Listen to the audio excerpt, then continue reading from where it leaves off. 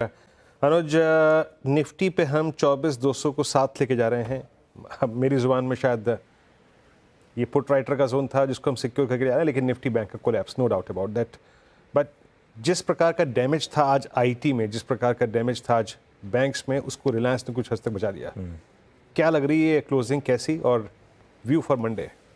देखिए वीरू, बुल से चाहेंगे कि आपकी जुबान पे सरस्वती बैठे, आपके मुंह से 24,200 निकला है तो 24,200 भी आ जाए। अभी हम 23,200 पर हैं। 23,200 हाँ, क्योंकि वो खैर मैं भी पता ग्राफिक लिखते लिखते मैंने भी 24 लिख दिया था, 24,200। फिर मैंने उसको ठीक किया। 24 पे बहुत रहे थे ना अनुज, हम लोग हाँ, 24 बहुत पे रहे थे, बहुत टाइम स्पेंड किया था हमने इसके लिए। 24 चढ़ा हुआ है दिमाग में, बिल्कुल सही कह रहे हैं आप।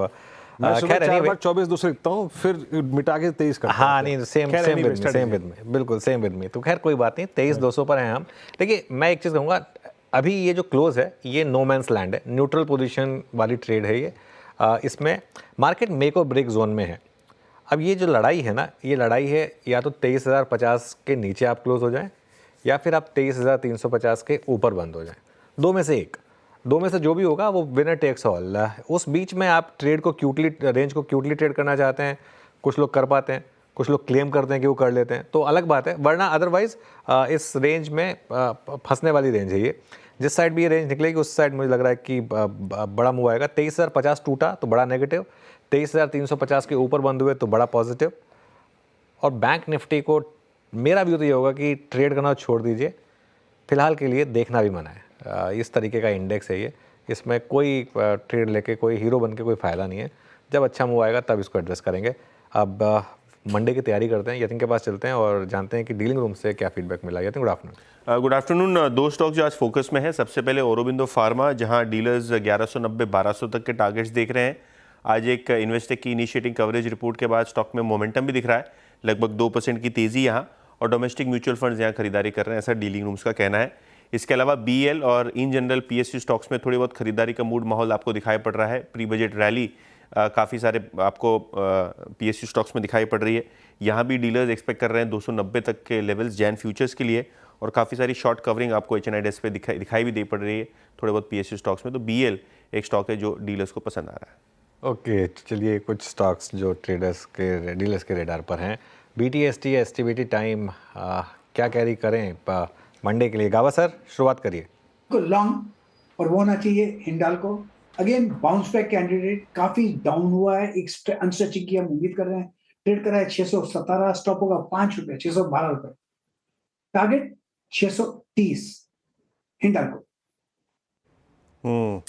हिंडाल्को। रचना जी, आप क्या पिक करेंगे? जी, हम टेक महिंद्रा को शॉर्ट करेंगे। टेक महिंद्रा 1662 पे है, हम 1685 का ऐसे लगा के इसको शॉर्ट करके लेके जाएंगे और टारगेट लगाएंगे 1630 का। ठीक है, टेक महिंद्रा, एसटीबीटी। राजेश जी, आप क्या पिक कर रहे हैं, एसटीबीटी या बीटीएसटी? मैं बीटीएसटी करके जाऊंगा श्रेया जी। मेरी नज़र है गोदरेज सीपी पे। देखिए इसका आज का क्लोज अच्छा है, 50 डे में कोई इसने सपोर्ट को इसने होल्ड किया है, रिस्पेक्ट किया है, और जो चार्ट दिखा रहा है वो यही दिखा रहा है कि इसका जो नेक्स्ट टारगेट होगा वो रहेगा करीबन 1240 का। तो it's a buy in Godrej CP. Stop loss रहेगा करीबन करीबन 1155 का। ओके, अब कविता जी के पास चलते हैं। कविता जी बताइए, क्या ट्रेड पिक कर रहे हैं आप? अनुज जी, एफएमसीजी से ही मैरिको ने एक अच्छी क्लोजिंग दी है। बुलिश एनगल्फिंग फॉर्मेशन है, that too with very good long green candle. ये मूव एक्सटेंड होना चाहिए। 675 के प्राइस टारगेट दिखते हैं चार्ट्स पर। स्टॉप लॉस मेंटेन करना चाहिए 656 का। और कविता जी मेरिको पे कॉल दे रहे हैं। कविता जी ध्यान दीजिएगा, आपकी एक सामान आपका चोरी हो गया, बताइए क्या है वो। बहरहाल चलते हैं भाईती जी के पास। आशीष भाईती जी, क्या पिक कर रहे हैं आप? जी वीरेंद्र जी, एस्कॉर्ट्स कबूटा पे खरीदारी की सलाह रहेगी। हमें लग रहा है कि यहाँ पे एक अच्छा सेटअप बना होगा और स्टॉक अपने 200 डेमा को अप्रोच करता हुआ देखने मिल रहा है। तो यहाँ खरीदारी की जा सकती है। जो स्टॉप लॉस इसमें मेंटेन करना है वो 3550 3550 का एक एसएल मेंटेन करे, और 3690 3690 के टारगेट्स के लिए इसमें खरीदारी करने की सलाह है। अच्छा चलिए, अब एक काम करते हैं, मार्केट की ब्रेथ देखते हैं। ट्रेड्स पूरे हो गए, रणनीति निफ्टी बैंक पे पूरी हो गई है। एक बार जरा मार्केट की ब्रेथ को देखते हैं और कविता जी को दुविधा में रहने देते हैं। सोमवार को बताएंगे उनको कि क्या उनका सामान चोरी हो गया। आइए जरा ब्रेथ पे निफ्टी बैंक और उसके बाद स्टॉक फ्यूचर्स इन डेरिवेटिव्स वो क्या कर रहे हैं। आपकी स्क्रीन पे ये फिगर्स, लॉन्ग 103, मेरे ख्याल से कल की तुलना में थोड़े से कम है लॉन्ग, शॉर्ट कवरिंग 40 और शॉर्ट लगभग 63 और लॉन्ग अनवाइंडिंग करीब 22। एक एक करके स्लाइड्स को देखते हैं कहाँ पे लॉन्ग्स थे। और लॉन्ग्स में नो डाउट आज मेटल्स की बहुत स्ट्रॉन्ग प्रेजेंस नजर आएगी आपको। मेटल्स में मिड सेशन में काफ़ी स्ट्रॉन्ग होता है। हिंदुस्तान एरोनॉटिक्स, डिफेंस में पहले नंबर पे हुडको, मैक्रोटेक, ईबीबी और गोदरेज कंज्यूमर। गोदरेज सीपी आज स्ट्रॉन्ग प्लेसमेंट थी भी, सुबह सुबह मॉर्निंग कमेंट्री में कहा भी गया था। बाकी Hindustan copper, Manappuram, IRB infra, SJVN, CG power, इन सब काउंटर में आज शॉर्ट कवरिंग थी। और अगले स्लाइड में आएंगे प्रेशर पॉइंट्स। इन्फोसिस, मेरे ख्याल से एक्सिस बैंक के साथ आज का एक कल्प्रिट, पीबी इन्फोटेक, उसके बाद श्रीराम फाइनेंस, सुप्रीम इंडस्ट्रीज, और जहाँ पे प्रॉफिट टेकिंग हुई, जहाँ पे प्रॉफिट्स कैश में कन्वर्ट हुए यानी लॉन्ग अनवाइंडिंग, उसमें Kalyan jewellers, RBL bank, Nifty financial services, Muthoot finance और एमसीएक्स। अनुज। बिल्कुल, चलिए ये कुछ स्टॉक्स जहाँ पर आपको लॉन्ग अनवाइंडिंग दिखी। बैंक का अपडेट तो बता दीजिएगा एक बार, अगर कोई स्टॉक इन या आउट जा रहा है एक बार दिखा दीजिए, फिर फटाफट इसको देख लेते हैं। बैन अपडेट, वायदा बैन अपडेट, कैनफिन 103% पोजीशन बनी, तो ये बैन में जाने की तैयारी कर रहा है। तो ये शायद इकलौता स्टॉक है, जो एक ही स्टॉक है जो बैन में जाने की तैयारी कर रहा है। चलिए फ्राइडे आ गया तो थोड़ी सी वीकेंड की बात कर ली जाए। फ्लेवर्ड बियर पीने वालों के लिए अच्छी खबर है, यूनाइटेड ब्रूरीज ने 2 नई फ्लेवर्ड बियर्स को लॉन्च किया है। क्या है खबर और क्यों देश में बढ़ रहा है फ्लेवर्ड बियर्स का चलन, इसकी जानकारी देने के लिए कंचन जुड़ी हमारे साथ। कंचन, गुड आफ्टरनून, बताइए। Good afternoon sir. सबसे पहले तो मैं आपको ये बोलना चाहूँगी कि फ्राइडे है और यूबीएल ने देखो किस टाइम पे ये अपनी प्रेस रिलीज निकाली है जो फ्लेवर्ड बियर लॉन्च की है, ताकि सीधा सीधा असर जो वीकेंड का है वो हमें आता हुआ दिखाई दे शेयर में, जो कि एविडेंट भी है। 1.5% की तेजी हमें यूबीएल में देखने को मिली है। बेसिकली 2 फ्लेवर बियर लॉन्च की गई है, एक तो मैंगो बेरी ट्विस्ट और साथ ही साथ लेमन मसाला। और सबसे पहले ये दमन और गोवा में ही की गई है और उसके ये बेसिकली एक टेस्टिंग है, इन दोनों स्टेट से स्टार्ट की गई है और उसके बाद धीरे धीरे करके इनका विचार है कि ऑल ओवर पैन इंडिया इसको लेके जाया जाए। और इसके अलावा भी इंडिया में काफी सारे ब्रांड्स हैं, जैसे कि आपको स्क्रीन पे अभी थोड़ी देर में दिखाई देंगे कि कितने सारे ऑलरेडी फ्लेवर्ड बियर के ब्रांड्स हैं जो लोगों के बीच में काफी ज्यादा लोकप्रिय है और काफी ज्यादा यूज किए जा रहे हैं। अब देख लेते हैं कि ग्लोबली जो बियर का मार्केट है वो किस लेवल का है। अगर 2024 में देखा जाए तो बियर का मार्केट साइज है करीबन $840 बिलियन का और 2030 तक ये उम्मीदें जताई जा रही है कि यहाँ पे करीब करीब हमें 10% की ग्रोथ देखने को मिले, 10% 6.5% से लेके 10% की ग्रोथ देखने को मिल सकती है।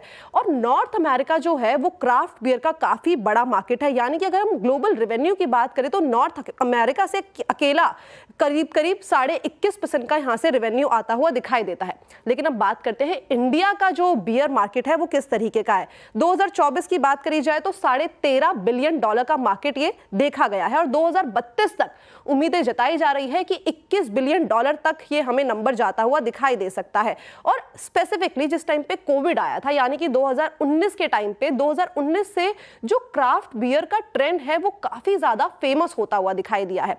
अब बात करते हैं इसके पीछे के ट्रिगर पॉइंट्स की कि ऐसा क्यों हो रहा है। जो मिलेनियल्स है और जो जेनजी है उनके बीच जो फ्लेवर्ड बियर्स है वो काफी ज्यादा पसंद की जा रही है। इनफैक्ट जो ग्लोबल ब्रांड्स है उनका जो हमारी कंट्री के अंदर है बहुत पसंद की जा रही है ग्लोबल ब्रांड्स को इंडिया के अंदर। इनफैक्ट जो कम पीने वाले लोग होते हैं वो भी फ्लेवर्ड बियर को काफ़ी ज़्यादा पसंद करते हैं क्योंकि टेस्ट में वो ज़्यादा अच्छी लगती है। और साथ ही साथ जो लोग हेल्थ कॉन्शियस भी होते हैं वो भी इस पर खासा फोकस करते हैं।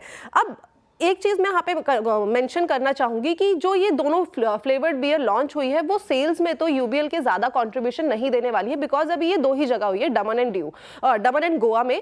लेकिन अगर इसे ये ऑल ओवर पैन इंडिया में एक्सपैंड करते हैं तो वहाँ से नंबर्स में हमें एक अच्छा खासा इजाफा आता हुआ दिखाई दे सकता है। इनफैक्ट जो मार्केट एक्सपर्ट्स हैं वो भी इस सेक्टर की कंपनी में काफ़ी ज़्यादा बुलिश है। उम्मीदें जताई जा रही है कि जो नतीजे आएंगे वो पॉजिटिव साइड में हमें आते हुए दिखाई देंगे। लेकिन अनुज सर, मैं आपसे पूछना चाहूंगी कि रिसेंटली अभी कोई गोवा जाने का प्लान बना रहे हैं?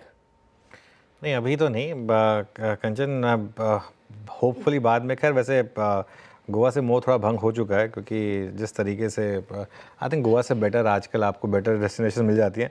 बट मैं सिर्फ इसमें एक चीज़ कहूँगा, और आई थिंक बीरू एग्री करेंगे इस बात से, कि बियर को बियर ही रहने दीजिए। मतलब मैंगो लस्सी बियर, मैंगो लस्सी पी लीजिए अगर आपको पीनी है ना बीरू? मतलब ये जो एक चलन चला है ना, एक किसी भी चीज़ में ये सब ज़बरदस्ती इनोवेट करने के लिए इनोवेट करना। आपको फ्लेवर ड्रिंक पीनी है, फ्लेवर ड्रिंक पीजिए ना।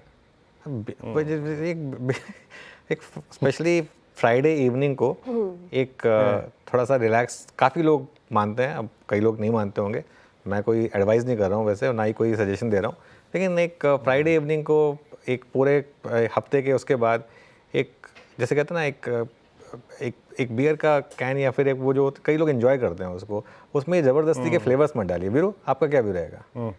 बिल्कुल, मुझे लगता है सबसे उत्साहित कंचन ही नजर आ रही हैं, आप और मैं तो बिल्कुल नहीं है ना। अपन तो बिल्कुल नहीं है। हाँ, आई थिंक ये बड़ी शायद कंचन चाह रही थी कि आप पूछें ये सवाल। That was one way of, मतलब कंचन शायद जानबूझ के सवाल पूछा था कि आप उनसे पूछें उसके बाद काउंटर। ने मेरी मुंह की बात नहीं, मैं श्रेया से पूछना चाहूंगी। कल हम एक लिंक कर रहे थे, वहाँ पे श्रेया ने बोला था कि श्रेया जेनजी के अंदर आती है, और यहाँ पे मैंने मेंशन किया था कि मिलेनियल्स और जेनजी में काफी ज्यादा फेमस है। श्रेया, आपका क्या टेक है? बियर तो मैं पीती नहीं कंचन, तो मेरा कोई टेक ही नहीं है।